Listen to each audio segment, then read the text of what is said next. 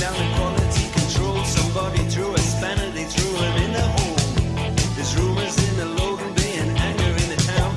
Somebody blew the whistle and the walls came down. There's a meeting in the boardroom, they're trying to trace the smell. There's a leaking in the washroom, there's a sneaking personnel. Somewhere in the corridor, someone was heard to sneeze. Goodness me, could this be industrial disease? Caretaker was crucified and sleeping in his post, refusing to be pacified. It's him they blame the most. Watchdog or rabies, the foreman got a fillets. Everyone concerned about industrial disease. There's panic on the switchboard, tongues and knots. Some come out with sympathy, some come out with support. Some blame the management, some the employees. Everybody knows it's their industrial disease.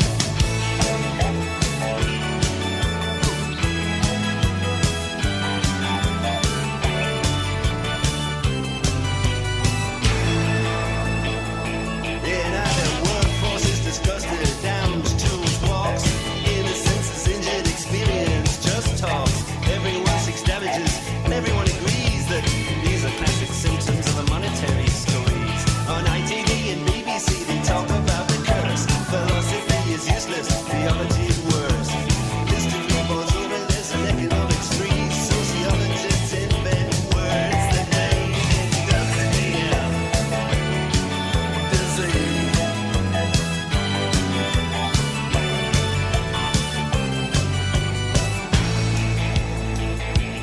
Dr. Parkinson declared, I'm not surprised to see you here. You've got smoker's cough from smoking, brewer's drip from drinking beer. I don't know how you came to get the Betty Davis knees, but worst of all, young man, you've got industrial disease. He wrote me a prescription, he said, you are depressed. I'm glad you came to see me to get this off your chest. Come back and see me later. Next patient, please. Send him another victim of industrial disease.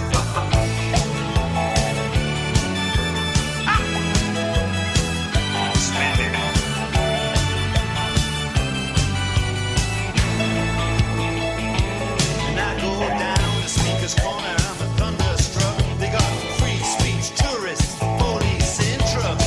Two men say they're Jesus, one of them must be wrong. There's a protest singer, he's singing a protest song. He says they wanna have a war, keep their factories. They wanna have a war, keep us all unease. They wanna have a war to stop us buying Japanese. They wanna have a war to stop industrial disease. They're pointing out the enemy to keep you deaf and blind. They wanna suck your energy and incarcerate your mind. Give you real Britannia, gassy beer, pastry. 2 weeks in Hispania and Sunday striptease. Meanwhile, first Jesus says, I'll cure it soon. Abolish Monday mornings and Friday afternoons. The other ones out on hunger strike, he's dying by degrees. How come Jesus gets industrial disease?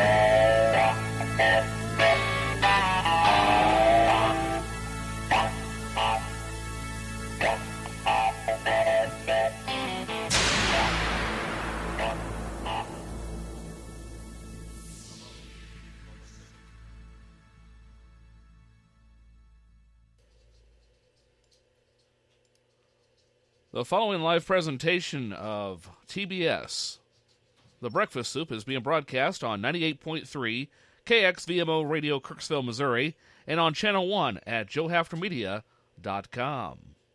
All we got to do is pretend to be people that we're not, to fool people we don't know in a situation we've never been in. Thank you, everybody. You're going to see some very, very strong results very, very quickly. Thank you very much. Mr. President, today with your tweet, were you trying to tell the Justice Department to grant immunity to Michael Flynn? Were you trying to do that, Mr. President? Was that your intention, Mr. President, sir? Thank you, President. Mr. President, was that your intention, Mr. President? Was that your intention, sir?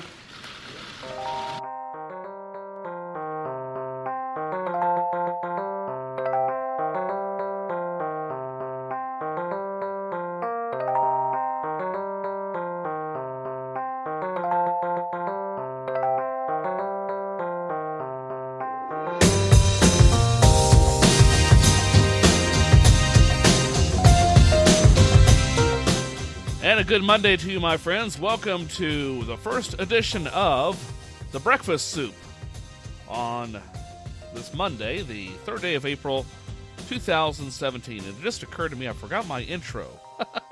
I mean, my other intro, the one that I was going to tell you about what's coming up on the program today. Well, I'll tell you what, I'll do that right now. I mean, this is fly by the seats of your pants radio. It doesn't get any better than this. Well, coming up on the program today, we're going to talk about President Trump walking out on a live press conference last Friday. And also, we're going to spend a little time talking about what's the deal with the latest Windows 10 update. I got that stupid thing on Saturday in both of my laptop computers, and I'll talk about it in a moment. And Doris Day, apparently is older than dirt. All these years she's been lying about her age. I mean, how many women have done that? Not very many, right? Well, welcome to the program, my friends, where we talk about anything and everything. And if I seem a little discombobulated, please forgive me. I've been working 5 days straight in a quality auditor's job in a food manufacturing plant. And the brain gets a little frazzled from time to time. And so... and I'm running on about 4 or 5 hours of sleep. And that's one of the crazy things about this is that all I wanted to do for the last several days is just the ability to sleep in some morning and finally have the time to do it. And what do? I get up early and present a program to you. But nonetheless, glad to be here and hope that you enjoy said program as we roll through the day together. Before I get very far into the program, I encourage you to check out my new website, joehaftermedia.com. That's right, joehaftermedia.com is the web address where you can get anything and everything about this show and other shows that I'm producing, including another program coming up later on this evening at 6 o'clock Central Daylight Time. Will be the premiere of, the re-premiere, rather, of Joe Hafner's Digital Jukebox. That's coming up at 6 o'clock this evening. But in the meantime, I hope you'll stick around for TBS, the premiere edition of this program. And I sound a little bit like a tobacco auctioneer, but hopefully we will work those things out as we take care of the latest in news and commentary, and of course more music on today's program. Well, speaking of today's program, President Trump, once again, his actions continue to bewilder me, as they do many people. And just when I thought I had seen everything this president could do that doesn't make sense, well, he did it again. And what I'm talking about is this past Friday, in which he was in a live press conference, and his behavior and decorum was very unpresidential. I mean, to me, it was, what's going on here? Oh, sorry. I'm getting some, there we go. Anyway, he walked out of an executive order signing ceremony Friday afternoon without signing the orders. And then on top of it, to add to the unprofessionalism, not just walking out was unprofessional, he then treats Vice President Mike Pence like a peon, points to the papers, and has the Vice President of the United States carry out those papers, like treating him like a child. Now, I don't know about you, but this administration is totally inept. They are in over their heads, and this is further proof of it. And I'm still amazed, though, that people are continuing to support this president and saying, well, he was set up to do this. No, he did not. No one set him up to do this. He chose to walk out of that ceremony. Well, White House poll reporters were asking the president questions about his former national security advisor, Michael Flynn, who has offered to testify on Russian involvement in the U.S. election in return for immunity from prosecution. Now, Mr. President, if you can't handle questions about the press, all I can say is I don't wish to discuss that at this time. Instead, I want to talk about this executive order on a trade agreement that I'm approving. That's all he had to do. But instead, the president ignored the questions, moved to another room, only to be followed by Vice President Mike Pence, who picked up the folders containing the two executive orders. Trump later signed the pair of orders aimed at identifying and targeting foreign trade abuses, according to the White House, but it was done behind closed doors. Now, one order commissions a 90-day study of U.S. trade deficits with some of its largest trading partners to identify potential trade abuses and cheating. The other directive orders stricter and more effective enforcement of U.S. anti-dumping laws to prevent foreign manufacturers from undercutting U.S. companies by selling goods at a fair price. All right? Now, I don't have a problem with those orders, okay? I think they need to be investigated, and I like to believe that he hasn't overstepped his authority. But what is getting the attention is his behavior during that ceremony, and it really, really bothers me because in a crisis, yeah, he might strike and inflict harm on a potential enemy, but at the same time, how can we be sure that he has our best interest at heart? I mean, walking out of a room like that is behaving like an overgrown child, and it just really, really rubbed me the wrong way. All right, well, I just wanted to get that off my chest, okay? Let's see, what else is going on? Talking about this Windows 10 update. Saturday, after work, I got home, turned on my laptop, my Dell laptop, the one that I'm broadcasting on right now, and it was really strange because I knew I was getting an update before I went to work. I got that message. I thought, okay, this won't take very long. And so I turned on the laptop, and it said, this system could restart several times. And I'm thinking, this is not a good sign. So I thought, okay, I'll let the computer do its magic. I'll turn on Hulu and watch a show, a little bit of a show that I've started watching last week, and get caught up on that. Well, this update took forever. I think it was like 45 minutes after I turned the computer on, it was finally done. It felt like longer. And then weirdly enough, it's almost like it reformatted my computer, but put everything back in place, but slightly disoriented. And some of the layouts are a little bit funky and jinky, but, you know, I guess I'll get used to it like I did with Windows 10 originally when it came out a couple of years ago. And then it's like, okay, well, I guess I better update my other laptop, but I'm still not really that crazy about it. But I guess it's just one of those things we have to live with, and maybe another sign that I'm turning into an old man here. What else? Oh, hi there, Skippy. Hey, how you doing, buddy? All right. Roommate's dog walked in here. Well, to Doris Day and many admirers, and I'm sure there are a few of you out there, the pert and fresh-faced charmer who starred in films like Pillow Talk and Move Over Darlin', and what was that other one? With 6, you get egg roll. Well, apparently over the years, she has been lying about her age. Today she turns 95, which is a birthday surprise to even the star herself, who has long pegged her age to a 1924 birth certificate that would make her 93. Well, media outlets have been variously reporting her between 93 and 95. The copy of Doris Day's birth certificate being demanded by President Trump. I made that up. Well, anyway, it was obtained by the Associated Press from Ohio's Office of Vital Statistics. Settles the issue. Doris Mary Kappelhoff, her pre-fame name, was born on April 3rd, 1922, which makes her 95. And so she's an excellent company with other vibrant Hollywood standouts, luckily enough to reach that milestone year, including Betty White, a close friend, and Carl Reiner. But Doris Day is actually 95 years old. Boy, if only that could be the limit of our scandals. And some other news today. This one is rubbing my craw because, mark my words, I want to say within a year to 18 months from now, Faith Hill and Tim McGraw will be separating or getting divorced. Now, I know there have been rumors about this for quite a while, but apparently the country darling couple debuted their new single, Speak to a Girl, at the Academy of Country Music Awards in Las Vegas last night. The audience was definitely feeling their chemistry.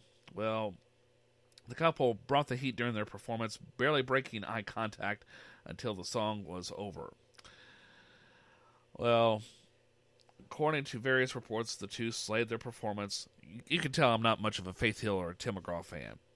And apparently they were hot and heavy, as the kids like to say. But well, I wish them well, but I have a feeling within 18 months they're going to be headed for divorce court. Okay, I hope I'm wrong. I don't know why I'm even bringing this up, because I really don't care about award shows. They annoy me.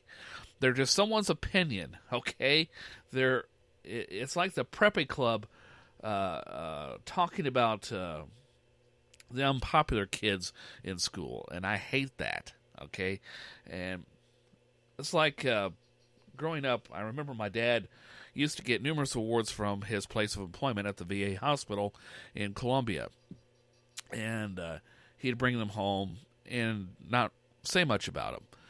Well, a few years later, I asked him, why aren't you proud of these awards? I mean, he had a wall full of these awards. My mom put them up, and he goes, well, you know what? I'm just getting awarded for doing my job because a lot of the other people there don't do their job. And he was in housekeeping. Now, I'm not saying housekeeping jobs aren't important. They're extremely important, especially in a hospital setting. But he said it really irritates me that I'm getting rewarded for this. You know, a paycheck is nice, but the money they spend on these awards and stuff, you know, it could have been better spent on our paychecks or on our pensions. But instead, they're trying to make us feel good by giving us momentary satisfaction. So that kind of resonated with me with these award shows in the movies and stuff like that. Now, I'm not saying that people shouldn't be rewarded, but sometimes I wonder if the reward is just a payoff for something bigger. Okay, well, I think I've rambled on enough here for a little bit. What do you say we take care of some household business on this edition of TBS, The Breakfast Soup, for Monday, April 3rd, 2017. And we're going to start off with a brief look at what's going on in the world of news. And with that, we'll switch it over to the CBS World News Desk and find out what's going on in the news. What's in the news? Done in by an armchair official. Is this a joke? No, it's not. It's not at all. I'm Steve Kaith in CBS News. 22-year-old pro golfer Lexi Thompson got the news as she was headed to the 13th tee with a 3-shot lead at yesterday's final round of the LPGA event. It just came to us, and we need to inform you. 4-stroke penalty. I heard. You can do it, Lexi. Whatever.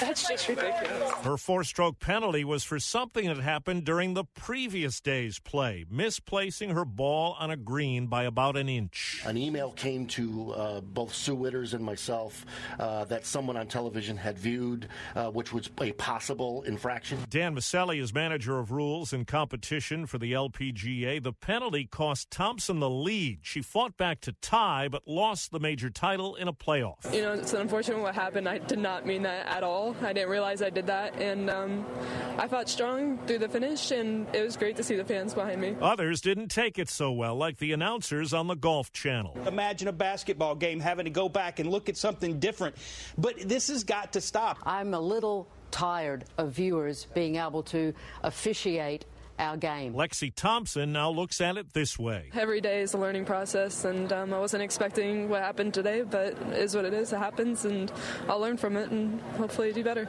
Now this. What's in the news? Read any good microwave popcorns lately?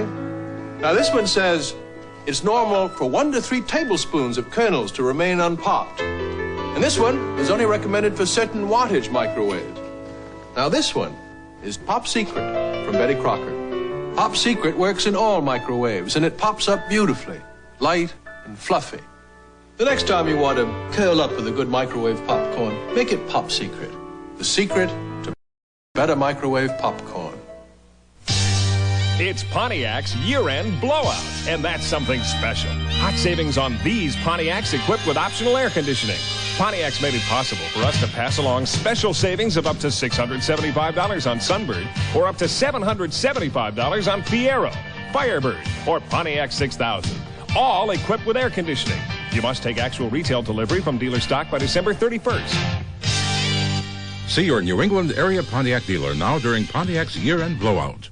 In the news, I'm Steve Kathan, CBS News. Portions of the day's programming are reproduced by means of electrical transcriptions or tape recording.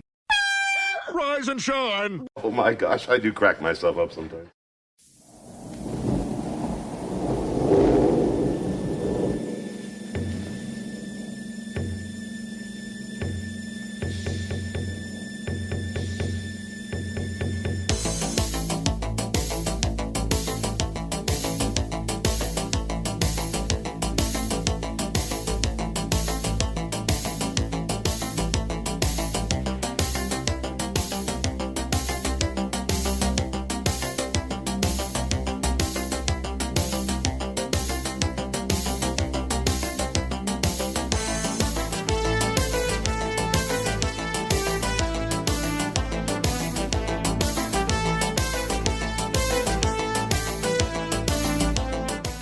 And we're now at 22 minutes after 11 o'clock here in the Central Daylight Time Zone, the only time zone that matters to you and me. And I know this isn't Blue Thunder music. It's actually Airwolf. But I was watching Blue Thunder, the movie, last week and one night, and I was bored.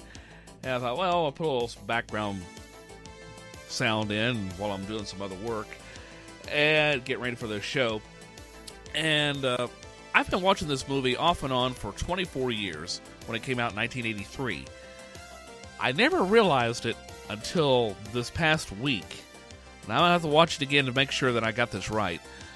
But in the scene when Frank Murphy is flying Blue Thunder back to base after the night run, you know, it has that electronic heads-up display. It looks real cheesy now, but back in 1983, this thing was high-tech. Well, anyway, it shows things like his altitude and heading and airspeed. Well, if he's coming in for a landing, why is he coming in at 600 knots plus? Now, I'm not a pilot, but I have flown simulators, and I know enough about aviation that you can't safely land a helicopter at 600 knots. And how many helicopters can fly that fast anyway? That is one impressive tailwind. Anyway, if I'm reading that display right, it's on the right-hand side of the heads-up display. So, Blue Thunder could at least give Airwolf a run for her money in landings, okay? Oh, man, it just cracked me up when I noticed that. All right, well, things that I noticed thanks to my old professor, Gary Reese from college, in a radio, TV, communications class. And one of the exercises in that class early on was we had to watch a TV show or movie and point out flaws like that. And so it's hard for me to watch a show now and not be critical. It might take a while, supplemental viewings, to catch things like that, but you get the idea. Well, let's see. Our collective case of the Mondays apparently is wrong. But getting out of bed doesn't have to be a nightmare. According to Women's Health magazine, conjure a smidge of motivation and it's actually a primo day for a healthy kickstart. You think Mondays suck because of people's mood? Perception is a powerful thing. Now, if you start the week off channeling Garfield the Cat's catchphrase, "I hate Mondays," having a crappy, non-crappy day will be a challenge. Excuse me. But apparently if you come in with a healthy attitude, it's not so bad. Also, one of my favorites, get more sleep. Yeah, your circadian rhythms are out of whack, so staying up late on the weekend and sleeping in the next day creates a mini jet lag that's akin to flying from New York to LA on Friday and back on Sunday. I've been in perpetual jet lag since 1990s, so hardly anything new there. As far as heart health, shifting from a rest and relaxation-filled Sunday to a busy work week is stressful for your mind and body. It can cause your blood pressure to surge, which may be why doctors see more heart attacks and strokes on Mondays than any other day. Now, make it suck less. Try a calming breathing exercise upon waking. Inhale and exhale deeply for 30 seconds to keep your blood pressure in check. Then include a half a cup of spinach in your lunch. Boy, nothing says loving like a little spinach in the lunch, huh? Well, apparently, it's heart-healthy nutrients like magnesium, potassium, and calcium will keep you going. And not to bore you too much, one other thing to keep in mind, muscles, you overdid it during your boot camp classes or whatever workouts you're into. Well, these intense bouts of exercise can cause inflammation that has your muscles screaming for mercy on Monday. So make it suck less. Do gentle yoga or take a brisk walk, which will drive blood flow to your muscles and thus easing soreness. So I guess later on today I should take a nice long walk off a short pier, huh? Anyway, those are some health hints to get you through the Monday blues. We're at 27 minutes after 11 o'clock here on this Monday, and still to come, I'll have some music for you a little bit later on.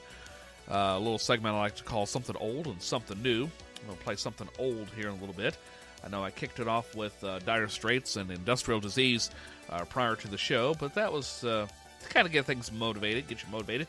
And also a chance for me to make sure that my FM transmitter is working, which apparently it is. So if you're in the city of Kirksville, and still wish to listen to the program but don't want to do it online, you can do so by tuning in to this radio station, 98.3, the frequency.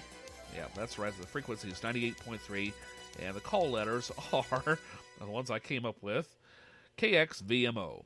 KXVMO is how you can listen in. 98.3 KXVMO or on Spreaker.com. Available on Channel 1 at joehaftermedia.com. And I forgot to do that earlier in the program. Wish to get in touch with me, you can do so by Twitter. Just give a hashtag TBS or Joe Hafner, something to get my attention. How about hashtag Joe Hafner? That'll work. Or drop me an email at joehaftermedia@gmail.com is an even better way to do so. joehaftermedia@gmail.com.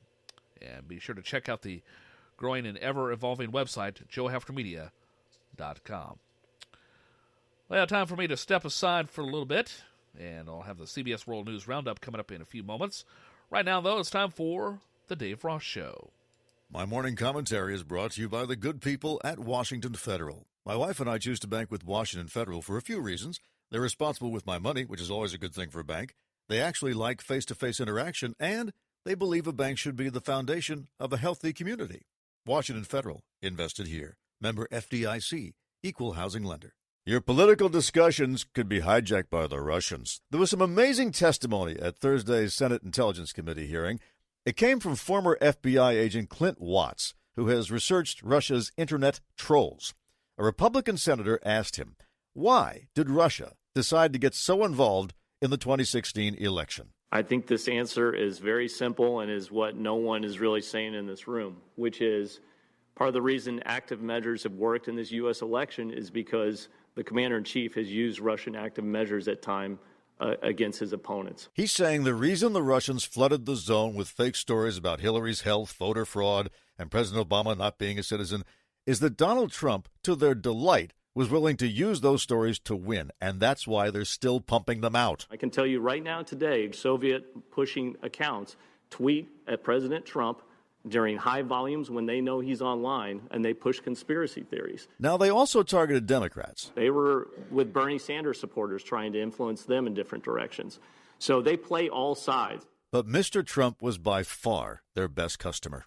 On 11 October, President Trump stood on a stage and cited what appears to be a fake news story from Sputnik News that disappeared from the internet. He claimed that the election could be rigged. That was the number one theme pushed by RT Sputnik News. He's made claims of voter fraud, that President Obama is not a citizen. Part of the reason active measures works is because they parrot the same lines. And so here, everybody's looking for some secret connection. But it sounds like it's pretty simple. The Russians dropped a bunch of grenades on the battlefield, and one candidate decided to use them.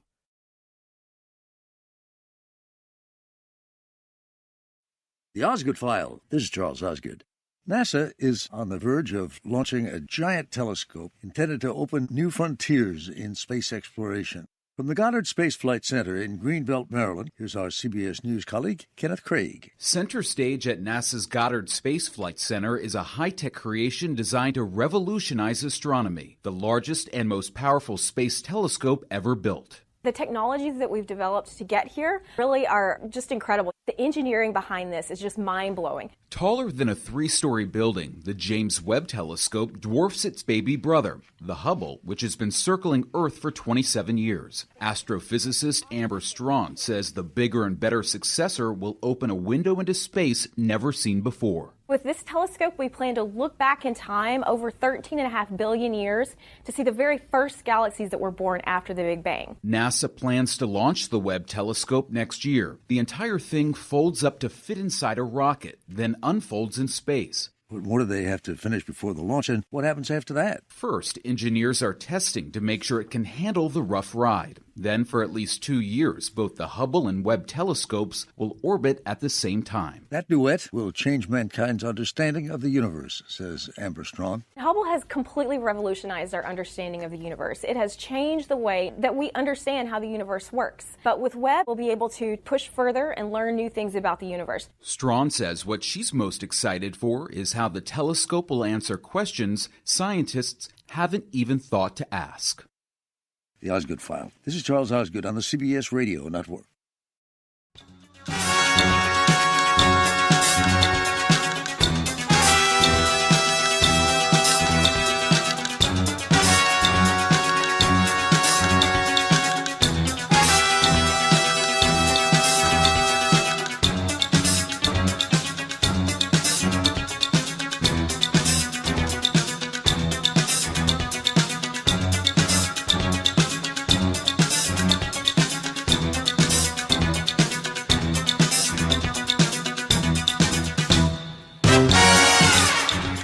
And the race has started, my friends. 27 minutes away from 12 o'clock noon on this overcast, cloudy day. That is redundant. Overcast, rainy day, I should say, here in beautiful Kirksville, Missouri. And sun did peek out for about 2 minutes, an hour and a half ago, but for the most part, it is overcast here today. My kind of day. You know, I love these rainy days. Unless I want to do something outside, then it's unless it's a walk in the rain, doing the outdoor activities, not so much fun. Well, let's see. What do you say we play some music for you? I'll play some music for you. Classic from the Rolling Stones. Sounds like it'd be a good way to kick off the program on this edition of The Breakfast Soup. And I have an alternate version of a Rolling Stones classic, actually a seldom played song now, originally off of the Let It Bleed album, if I'm not mistaken. The tune is called Dead Flowers. Here is an alternate take of said tune from 1971 on this edition of TBS.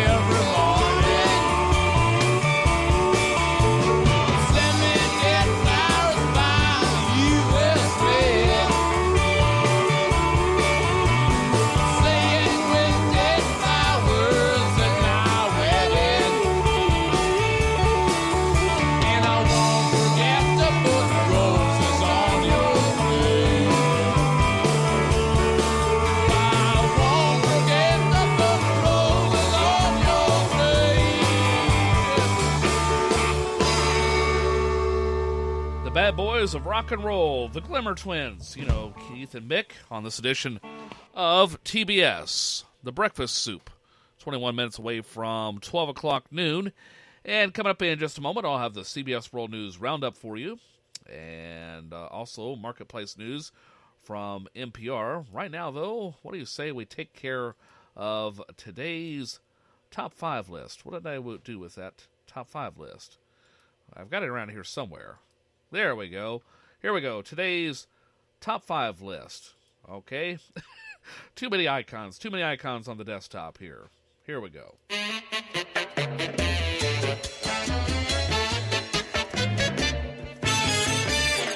And the top 5 list, handed to me by Poppy, is the top 5 worst excuses for taking a long lunch. Speaking of a long lunch, how about a long bit that goes nowhere?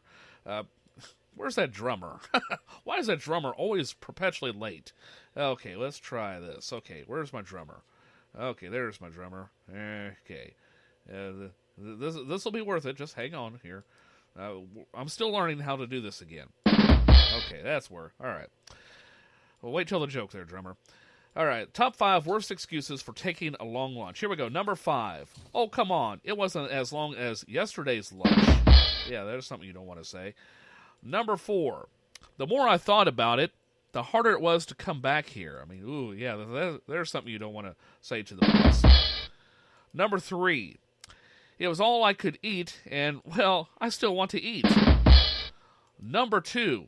I'm sorry. I guess I was on boss's time. Ooh, yeah, that'll get you in a lot of trouble. And the number 1 worst excuse for taking a long lunch, how was I supposed to know that job interview would take so long? There you go, my friends. The top 5 worst excuses for taking a long lunch. Technology creates more and better jobs than it destroys. But what if it's different this time? From Marketplace in New York, I'm David Brancaccio. This is the week President Trump meets with the Chinese premier in Florida. A key topic beyond North Korea will be the U.S. administration pushing back against globalization. A central piece of the Trump agenda is to bring jobs back from overseas. But a very big challenge and opportunity for American jobs may be domestic, not foreign. It's technology. Machines and algorithms are getting pretty good at doing parts or all of our jobs. This month here on Marketplace, I'll be looking at this in depth. Next week here, it's my week-long trip through the Midwest in search of what I'm calling robot-proof jobs, the careers that are robot-resistant or play well with technology. Now, this morning we'll kick off the project with a conversation with Martin Ford, a futurist and author of the book Rise of the Robots, Technology and the Threat of a Jobless Future. Artificial intelligence and robotics really seem to be kind of reaching a point where we're really seeing an acceleration, a kind of what you might call an inflection point, where things are really beginning to drive upward. And it's going to have a huge impact across the board.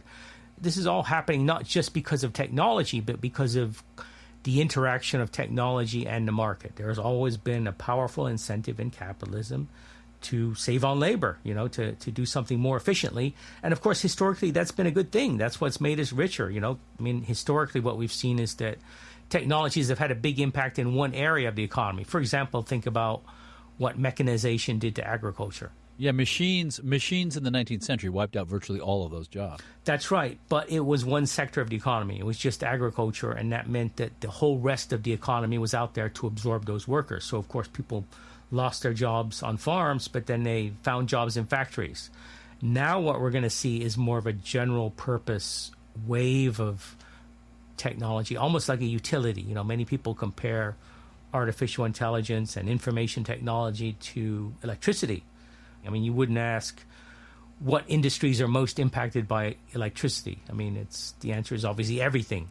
And you must see an irony here. You've spent a lot of time thinking about this. When it comes to national politics, the debate right now is not about robots and AI and algorithms. It's about trade. But it may be that it's the technology we should be spending a little bit more time focusing on in terms of the direction of the labor force. Technology is probably the most important force already. And the most important point that I would make is that that's going to become even more true in the future. It's going to, I think, really overwhelm the impact of globalization. In fact, you already see some factories coming back to the United States. But what happens, of course, is that when the factory comes back to the U.S., it's almost entirely automated.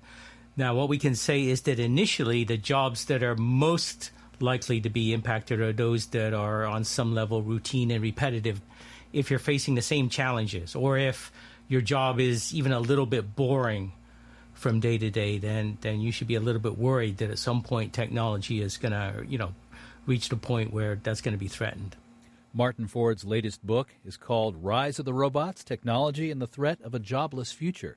Mr. Ford, thank you for this. Thank you very much for having me. Now, tomorrow we'll meet a Marketplace listener who lost her job to an algorithm. Tweet your experience to us, #RobotProofJobs. Plus, a week from now, the first part of our audio documentary exploring all of this. It gets released into our podcast streams, which we call it the Botcast. Let's do the numbers. The FTSE in London is up by just a fraction. Dow and S&P futures are up slightly. The 10-year Treasury yield is down at 2.38%. Big car and truck companies today are set to reveal how sales went in the month just ended. We're expecting a big jump for several companies, but there's always a but. Here's Marketplace's Nancy Marshall-Genzer. The car research site Edmunds.com is forecasting that automakers sold more than 1.5 million new cars and trucks last month, up 2% from March of last year. Edmunds says if you just look at the sales numbers, you might think the car industry is just as strong this year as it was a year ago. But Edmunds says inventories have reached the highest levels in more than a decade, and dealers are offering more incentives to car buyers. Edmunds also says it's seeing signs of more subprime lending, that is, dealers giving loans to borrowers with less than stellar credit. So it looks like it's getting harder for dealers to make sales, unless you're catering to wealthy car buyers. Tesla says its global sales were up 69% in the first quarter of this year. All right, Nancy, thank you.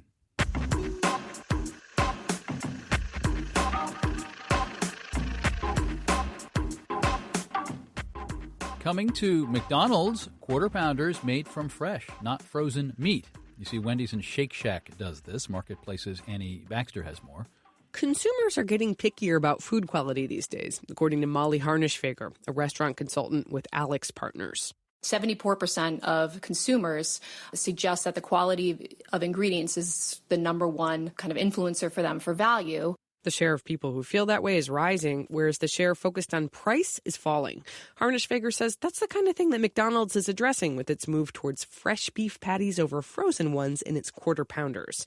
Using fresh patties could mean shorter wait times for customers, since the meat will cook faster, according to restaurant consultant Eliana Barbara. But she says the change will spell challenges for franchisees. Barbara says frozen patties can store for several months, whereas you've got to cook fresh patties within a couple days. So you're needing to use that patty in a very short time for not only the product safety and also the quality. And if franchisees order too many patties, they'll waste more, driving up costs they could conceivably pass to consumers. I'm Annie Baxter for Marketplace. And in New York, I'm David Brancaccio, and this is the Marketplace Morning Report. From APM, American Public Media. They're going on about frozen burgers and whatnot, and last night, I regret it now, but last night after work, I admit I cheated on my diet, and I went to McDonald's. Yeah, I was like, oh, that was my first mistake. But while I was sitting there waiting for my order, the guy behind the counter, the cook, screwed up making the fries. How do you screw up making fries? Turn the oil on, heat it up, you dump the fries in. It's so simple. So as a reward, they gave me extra fries. I'm like, no, you don't have to do that. I ended up dumping out half of them. I ordered medium. That's what I wanted. Like, okay.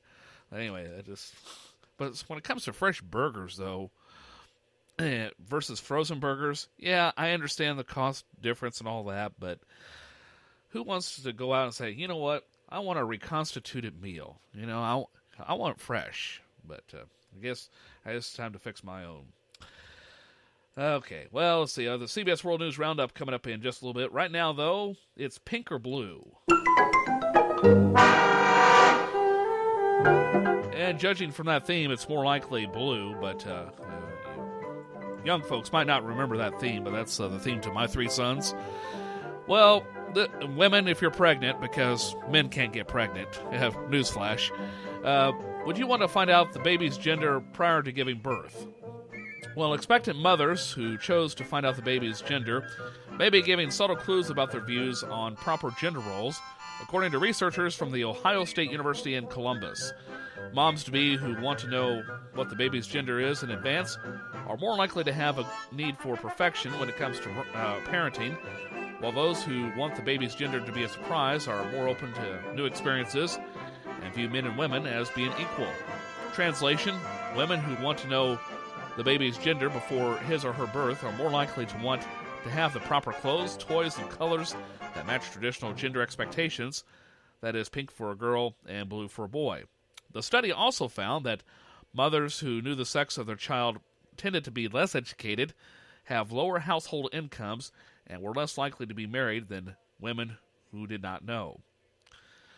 You know what? Regardless of what the child becomes afterwards, it's a 50-50 shot that you're going to get it right or wrong. So how do they determine this?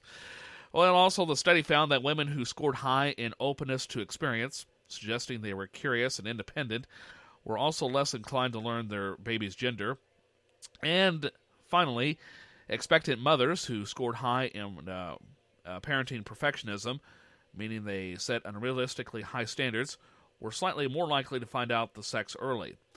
More than other expectant mothers, they may think knowing the child's sex will relieve them of some anxiety during the uncertain pregnancy process. So there you go, my friends. To know or not to know, that is the question. Iraq trip for key Trump advisor. His son-in-law has arrived in Baghdad.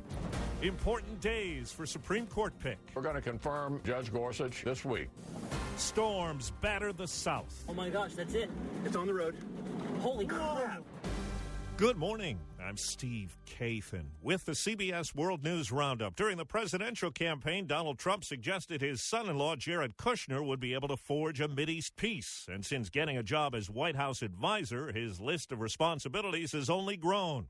Now, Kushner is in Iraq with the chairman of the Joint Chiefs of Staff. CBS's Cammie McCormick is at the Pentagon. Kushner arrived just minutes ago in Baghdad. Joint Chiefs Chairman General Joseph Dunford invited Kushner to get a first-hand assessment from U.S. forces on the ground there. His visit comes as the battle for Mosul continues. In the western part of that city, the fighting has been fierce to reclaim it from ISIS. President Trump has said he wants to escalate the fight against ISIS there and in Syria.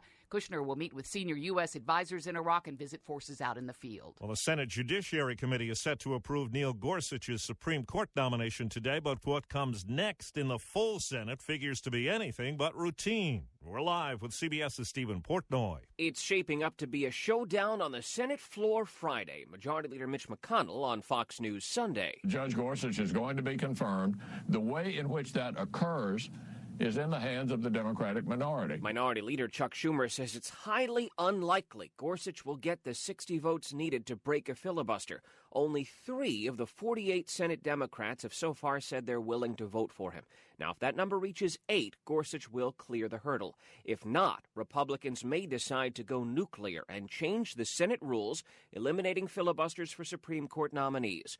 Schumer told NBC's Meet the Press that's a bad idea. Most Democrats and most Republicans have served in both the minority and majority and know what it means. But it was Democrats who exercised the nuclear option in 2013, eliminating filibusters for lower court nominees and potentially setting the table for what might come Friday. Steve? In an interview with the Financial Times, President Trump warns that if China doesn't help, in his words, solve North Korea, we will. He didn't specify what that meant. North Korea has been angering the West with recent missile tests. Mr. Trump meets later this week with China's president at his Florida retreat, Mar-a-Lago. Mr. Trump meets with Egypt's president today in Washington. A powerful storm system left death and destruction in Louisiana.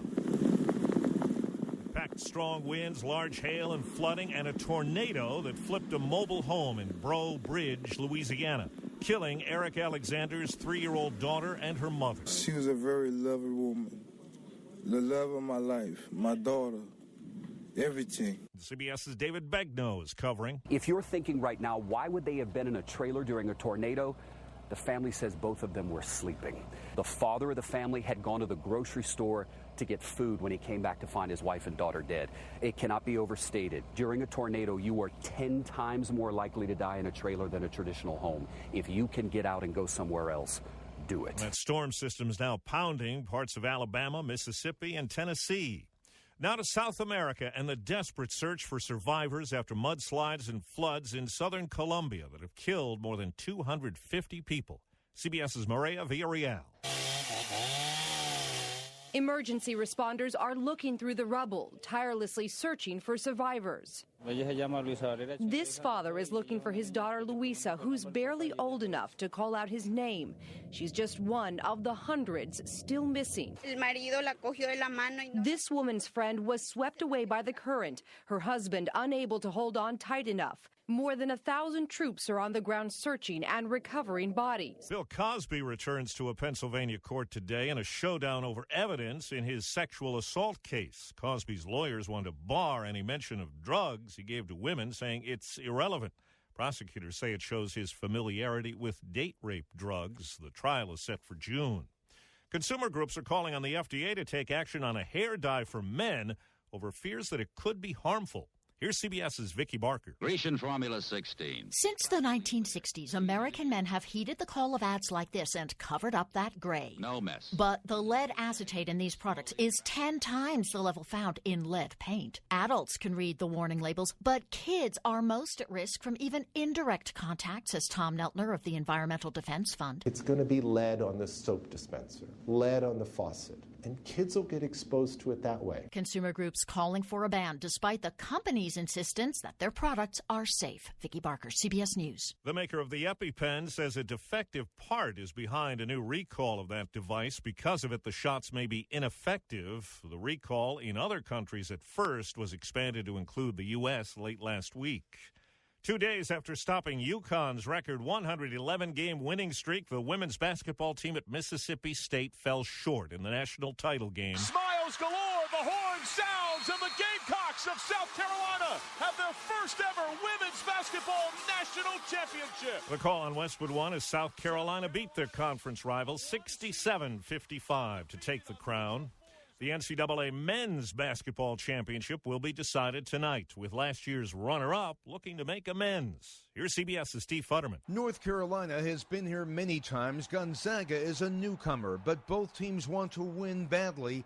Gonzaga's Nigel Williams-Goss is hoping for that first national championship. Well, it means everything. It means everything for our past players, our alums. For the North Carolina players, there is extra motivation. They are trying to erase last year's memories when they lost the championship game on a last-second shot.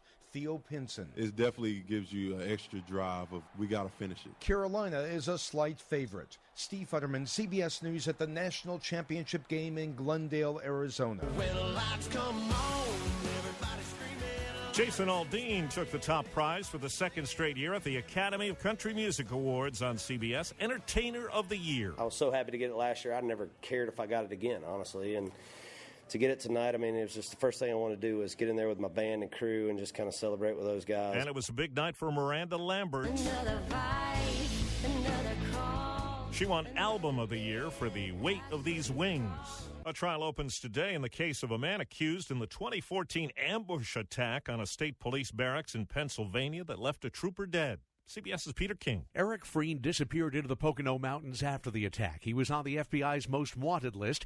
Nearly 1,000 law enforcement officers joined the search when U.S. Marshals caught up with him 48 days later. Frank Noonan was then the state's police commissioner. They ordered him to surrender, to get down on his knees and raise his hands, which is what he did. Jury selection was moved to suburban Philadelphia because of the emotions and publicity surrounding the case. As it heads back north, 7 women and 4 men will hear it, and if they find Freen guilty, he could face the death penalty. Peter King, CBS News. Well, Doris Day turns 95 today. A birth certificate now confirms that, and it settles a dispute over when she was born. Day had always thought she had a 1924 birthday, which would make her only 93. And that's the CBS World News Roundup. I'm Steve Kathan, CBS News. Come. Flowers! Is there a John Luck Pickard here?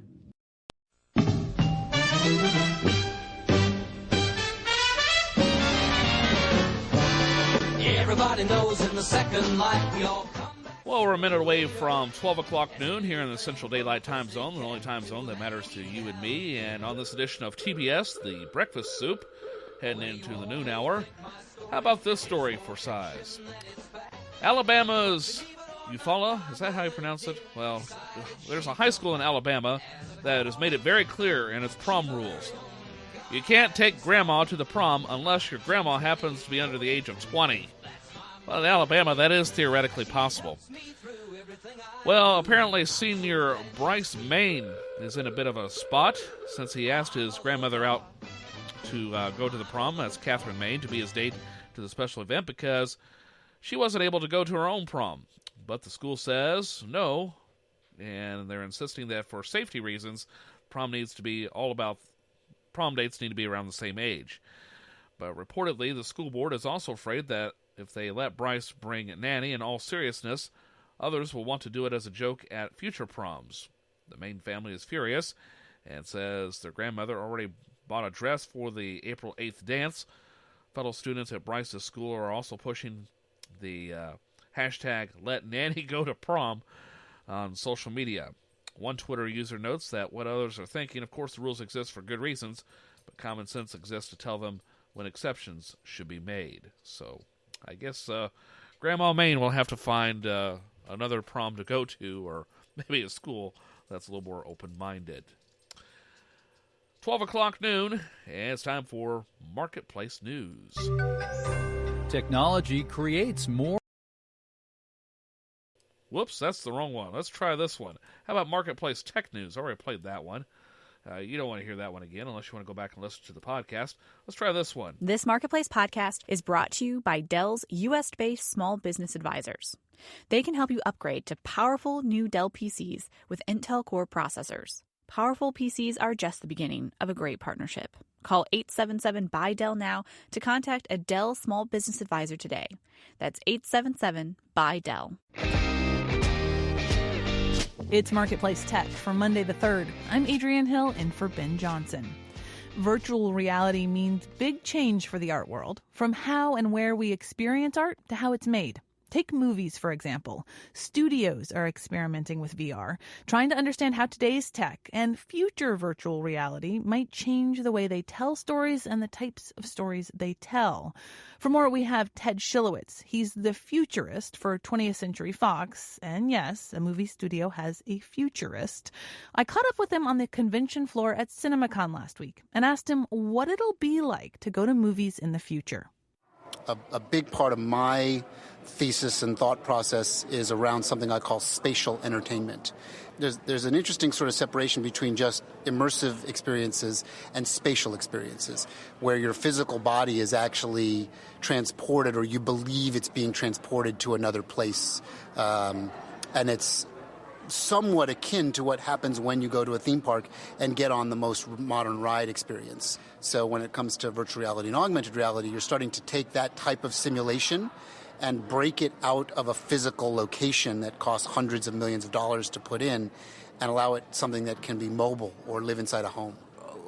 What does the movie turn into in this future? A little bit of a choose-your-own-adventure space? The choose-your-own-adventure analogy tends to get misinterpreted and misunderstood, because what creators are trying to do is actually trying to guide the story without you realizing that you're being guided. You don't realize how you're being manipulated and motivated, and you actually think it's of your own volition, but really crafty creation is guiding you down a pathway to reach the end goal. So we'd all have exactly the same end? Not necessarily. Or a similar end? Yeah, I mean, some may not get to the end, right? Or the end for you might be actually different than somebody else. What I've seen more often than not is the most successful things feel like things are branching when actually they're leading you down a garden path. I want to ask about another sort of, in some VR demos I've done, the most successful have actually, because there's no mobility yet, there's not a lot of mobility. And again, this is early VR, I know, but like sitting and watching. And in some ways, you can see how the VR experience could replicate the movie-going experience very quickly. and put all of these people out of business. Does VR pose a risk to the movie theater industry? The movie industry itself has always found a way to survive and thrive. This is no different. People like to gather in physical spaces, but we think it enhances people's choices when they go into a public space to do different kinds of entertainment on their way to the main attraction. As long as theater owners and content creators think about all the technology and where it all can fit together into an ecosystem, those are the ones that will not only succeed, but they'll thrive. Ted, thanks so much. Yeah, my pleasure. Happy to do it.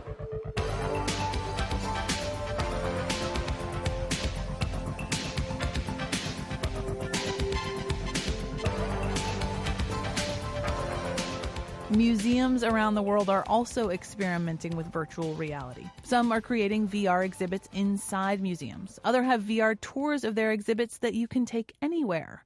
The new museum in New York City has taken the tech a step further, encouraging artists to create art with virtual reality as their medium. The exhibit, which is actually an app, is called First Look, Artists VR.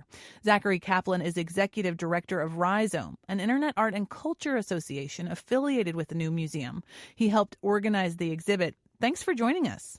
Yeah, thanks for having me. Is there a work in the exhibit that you can talk me through, that you can describe to me? Yeah, one of my favorite pieces in the exhibition is a work by the artist Jacoby Satterwhite. So his piece is this kind of fly-through of a queer industrial nightclub where you kind of move through this space that is both fantastical, kind of full of really bold colors and kind of otherworldly figures, with kind of his form as a performer, dancing, moving in a really kind of fascinating way. How do you think about accessibility for this work? Because not everyone has a headset at home or a way to sort of access this. Yeah, accessibility was key from the outset. So virtual reality isn't a thing, but rather it's a spectrum of experiences. And those experiences run the gamut from your phone with a VR app in a Google Cardboard headset to Oculus Rift. So for us, we kind of started with a mobile app because we felt that it was most important to deliver this work to as broad an audience as possible. What opportunities does virtual reality offer artists as a medium? Immersion is the kind of buzzword for VR often, and it's this kind of opportunity to get the full kind of 360-degree attention of a viewer in a very unique way. It's just a possibility for artists in a new way. The artists that we worked with all created digital animations. You're just adding kind of a new landscape for what you're creating that you had already been working on in the past. One thing that was interesting you just said is it becomes part of the museum experience. And I wonder what it means or signifies that there's an exhibit that you all have that you actually can't experience at the museum. Yeah, I mean, I think there has been a really interesting history of art with a museum kind of level of attention beyond the museum walls. Rhizome itself as an organization was founded on the internet to present art there and to celebrate kind of art that takes place on the internet. Virtual reality, hopefully, is just another kind of tool in the kind of toolbox. Zachary Kaplan, thank you so much. Thank you. It's my pleasure.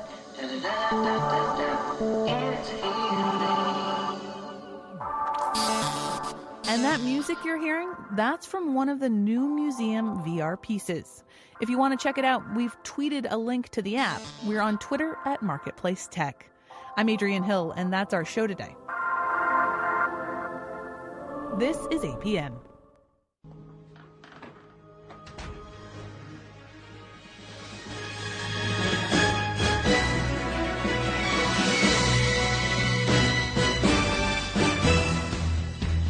And this is TBS, The Breakfast Soup, now at 8 minutes after 12 o'clock noon on the 3rd day of April, 2017. Good Monday to you, my friends, and still to come, we'll have a look at celebrity birthdays in just a moment, as well as the Writer's Almanac with Garrison Keillor, Composer's Date Book, plus today's news song, come up in a few minutes. Today in History is just around the corner, and speaking of history, apparently President Polk just can't get any peace. You know, for the third time, they're going to dig up his remains. Researchers are going to dig up his remains.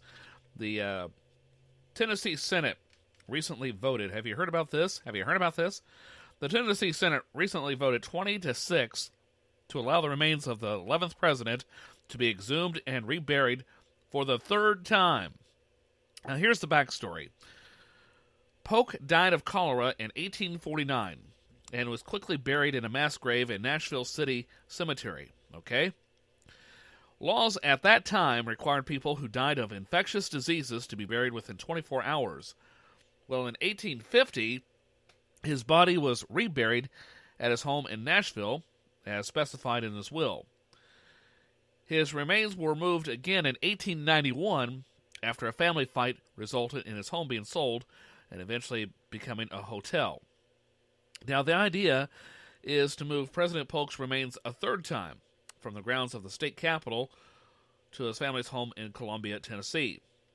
Tom Price, the curator of the James K. Polk Home and Museum, says the move will help better preserve Polk's legacy and improve awareness of the former president, and maybe even increase visits to the museum, which lag far behind those of Andrew Jackson's nearby home. But some of Polk's descendants are against the move, calling it degrading and akin to grave robbery. But this ain't a done deal. The resolution still needs to be approved by a court, the state's House of Representatives, and the Tennessee Historical Society.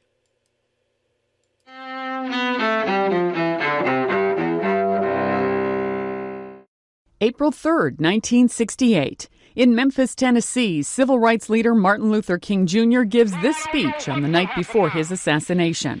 We've got some difficult days ahead, but it really doesn't matter with me now because I've been to the mountaintop. 1936, Bruno Richard Hauptmann is electrocuted in Trenton, New Jersey for the kidnap and murder of aviator Charles Lindbergh's infant son. 1948, President Harry Truman signs the Marshall Plan. The aid package helps European allies rebuild after World War II and resist communism. 1882, Jesse James, the notorious Wild West outlaw, is shot to death in St. Joseph, Missouri. Robert Ford, a member of the James gang, pulls the trigger. James' brother Frank surrenders months later. 1860, another iconic chapter from America's Wild West years. The legendary Pony Express begins service between St. Joseph, Missouri and Sacramento, California. And 1924. Hey, Stella! Hey, Stella! Actor Marlon Brando was born in Omaha, Nebraska. Among his movie credits, A Streetcar Named Desire, On the Waterfront, and The Godfather. Today in history, April 3rd. Sandy Kozel, The Associated Press. Damn it, Jim, what the hell's the matter with you? Other people have birthdays. Why are we treating yours like a funeral? Bones, that ought to be lectured.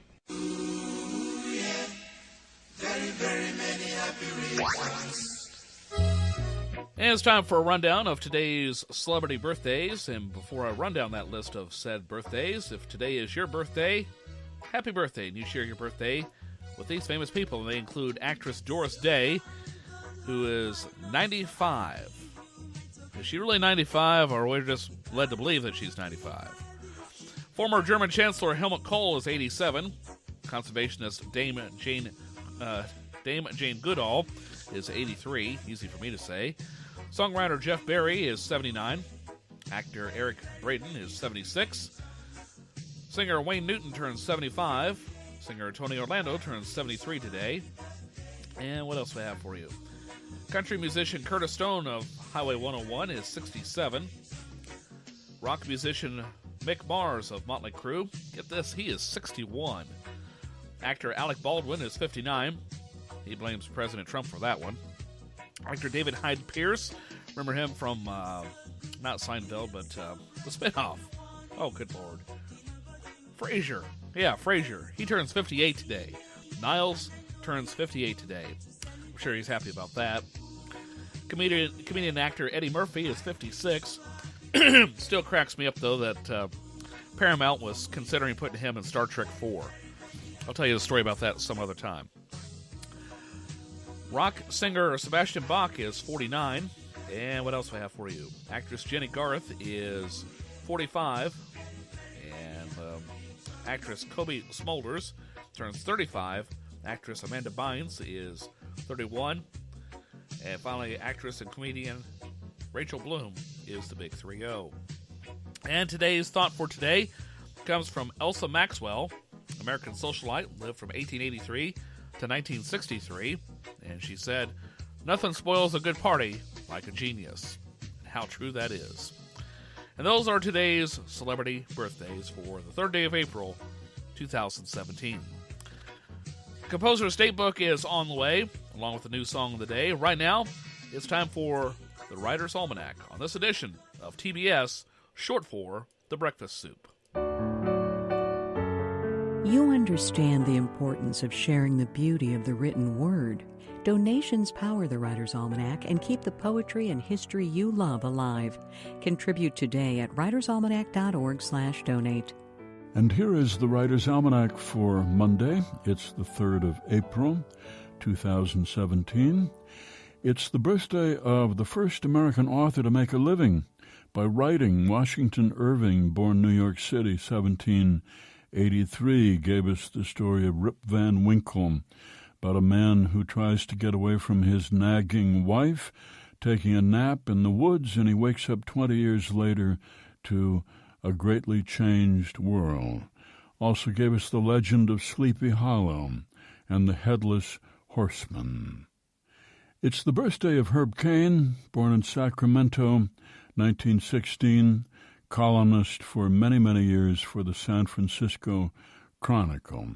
Wrote his column 6 days a week from 1938 to 1991.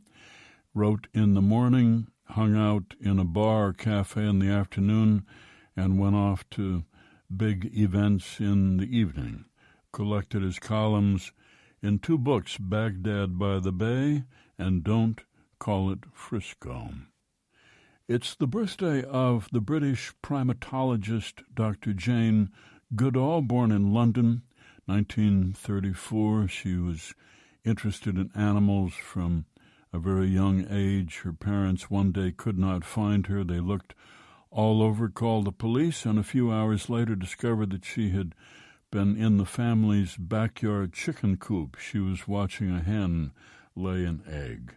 Jane Goodall traveled to Tanzania, 1960. She was just 26 years old. She went to study chimpanzees. She went off to Gombe Stream National Park, and she spent many months establishing herself as a non-threatening presence among them. She offered bananas to them every day. She climbed trees with them. She mimicked their behaviors. She sampled their foods. She was the first to observe that chimpanzees do eat meat and that they make and they use their own tools. She wrote her first book for a popular audience, My Friends the Wild Chimpanzees, came out in 1970. Still works as a human rights activist. It's the birthday of the great nature writer John Burroughs, born near Roxbury, New York, 1837. And it's the birthday of Sandra Keith Boynton, born in Orange, New Jersey, 1953, author of children's books, including Hippos Go Berserk, Chocolate, The Consuming Passion, and most recently, Dinosaur Dance. She was also a designer of greeting cards. She designed a happy birthday card with a hippopotamus, a bird, and 2 sheep on it that said, Hippo Birdie to Use, which sold 10 million copies. Here's a poem for today by Jay Hopler. Beauty is a real thing, I've seen it. If only those parakeets would settle a little nearer to where I'm sitting instead of at the tops of far-off trees, this morning would be so much more remarkable.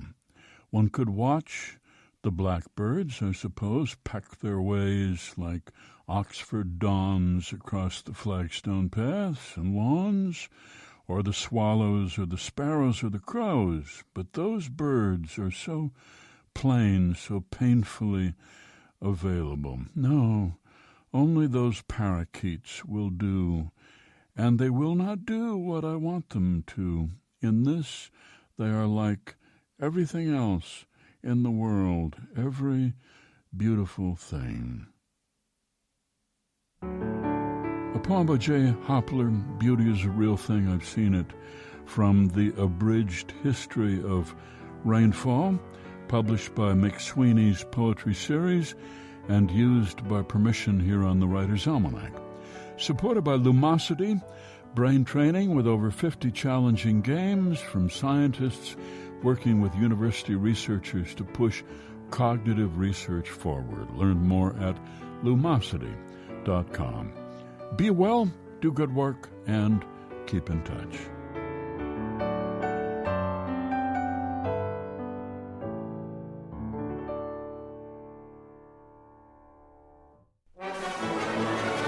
This is the Composer's Datebook for April 3rd. I'm John Zach. In the 19th century, same as today, New Yorkers looking for fun had a lot to choose from. Can you blame them for being a little jaded when, for example, on today's date in 1871, the options included these three musical offerings?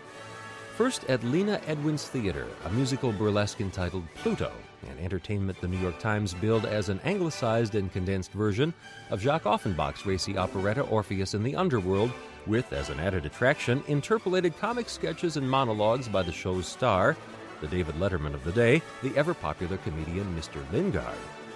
Second, for the more serious sort, the American staged premiere of Richard Wagner's opera Lohengrin at the Stadt Theater. The Times noted that Wagner's opera was, quote, brought out in Germany some 20 years earlier, but was unknown here in its entirety until now. A large audience showed up for the entirety of Lohengrin, which lasted over 4 hours and ended around midnight. Finally, at Broadway's Minstrel Hall, direct from Japan, 20 star performers from Satsuma's Japanese circus troupe offered varied and interesting entertainment in New York that night, including the amazing Mr. Yadunochi, who first smoked a pipe, then ate it, then smoked without his pipe while playing on a flute and expelling smoke from that instrument, and for his grand finale concluded by reproducing, as the Times put it, the original pipe whole and unsullied. Now that's entertainment. Composer's Datebook is produced by APM, American Public Media, in conjunction with the American Composers Forum, reminding you that all music was once new.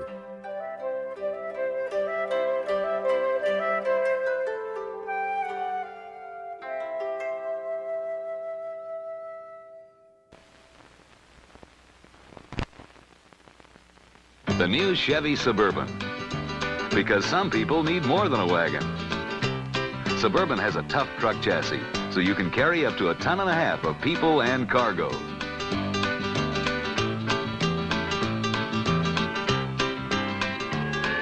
You can order seats for 9 and still have lots of space available in back.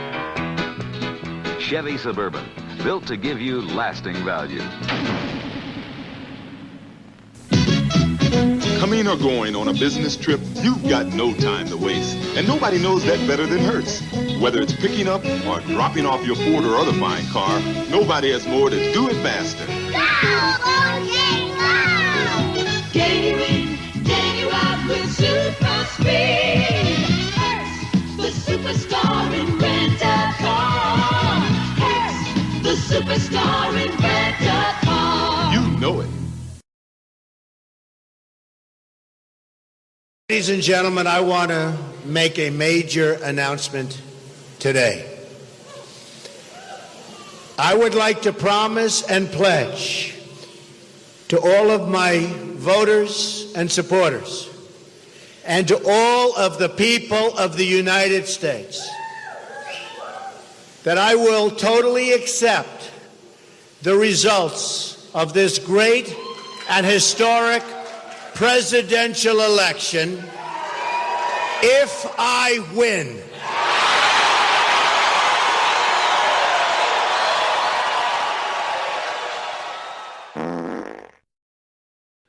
Welcome back, my friends. 23 minutes after 12 o'clock here in the Central Daylight Time Zone, the only time zone that matters to you and me. I believe I've said that a few times already.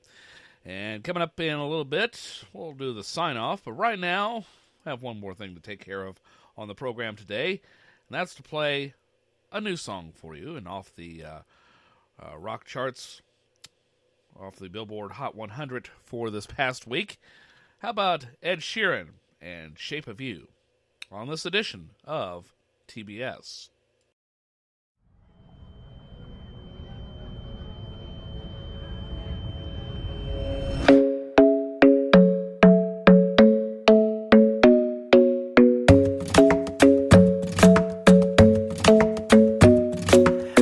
Isn't the best place to find the lovers, so the bar is where I go. Me and my friends sat at the table doing shots, tripping fast, and then we talk slow. And you come over and start up a conversation with just me, and trust me, I'll give it a chance. Now take my hand, stop it, and the man on the jukebox, and then we start to dance. And now I'm singing like, girl, you know I want your love. Your love was handmade for somebody like me. Come on now, follow my lead. I may be crazy, don't mind me. Say, boy, let's not talk too much. Grab on my waist and put that body on me. Come on now, follow my lead. Come on now, follow my lead. I'm in love with the shape of you. We push and pull like a magnet do. Although my heart is falling too. I'm in love with your body. And last night you were in my room. And now my bedsheets smell like you. Every day discovering something brand new. Well, I'm in love with your body. I'm in love with your body. I'm in love with your body. I'm in love with your body. Every day discovering something brand new. I'm in love with the shape of you. When we came, we let the story begin. We're going out on our first date. You and me are thrifty, so go all you can eat. Fill up your bag and I fill up the plate. We talk for hours and hours about the sweet and the sour and how your family's doing okay. And leaving, getting a taxi, and kissing the backseat. Tell the driver make the radio play. And I'm singing like, girl, you know I want your love. Your love was handmade for somebody like me. Come on now, follow my lead. I may be crazy, don't mind me. Say, boy, let's not talk too much. Grab on my waist and put that body on me. Come on now, follow my lead. Come on now, follow my lead. I'm in love with the shape of you. We push and pull like a magnet do. Although my heart is falling too. I'm in love with your body. And last night you were in my room. And now my bedsheets smell like you. Every day discovering something brand new. Well, I'm in love with your body. I'm in love with your body. I'm in love with your body. I'm in love with your body. Every day discovering something brand new. I'm in love with the shape of you. Come on, be my baby, come on. Come on, be my baby, come on. Come on, be my baby, come on. Come on, be my baby, come on. Come on, be my baby, come on. Come on, be my baby, come on. Come on, be my baby, come on. Come on, be my baby, come on. I'm in love with the shape of you. We push and pull like a magnet do. Although my heart is falling too. I'm in love with your body. Last night you were in my room. Now my bedsheets smell like you. Every day discovering something brand new. I'm in love with your body. Come on, be my baby. Come on, come on, be I'm in love with your body. Come on, be my baby. Come on, come on, be I'm in love with your body. Come on, be my baby. Come on, be I'm in love with your body. Every day discovering something brand new. I'm in love with the shape of you. Music of Ed Sheeran and The Shape of You on this edition of TBS, The Breakfast Soup. And that wraps it up for today's program, my friends. At 28 minutes after 12 o'clock noon. Remember, you can follow me on Twitter at Joe Hafner Media, as well as on Facebook. Just look for the link at joehaftermedia.com. joehaftermedia.com is the web address. And if you have something you'd like to say to me about the program, likes, dislikes about the show, anything at all, drop me an email at joehaftermedia@gmail.com. That's joehaftermedia@gmail.com. Thank you for tuning in, whether you did so via podcast and on Channel 1 at joehaftmedia.com, or locally at KXVMO 98.3 Kirksville. Okay? KXVMO is the call letters, frequency is 98.3. My time is up. Thank you for yours.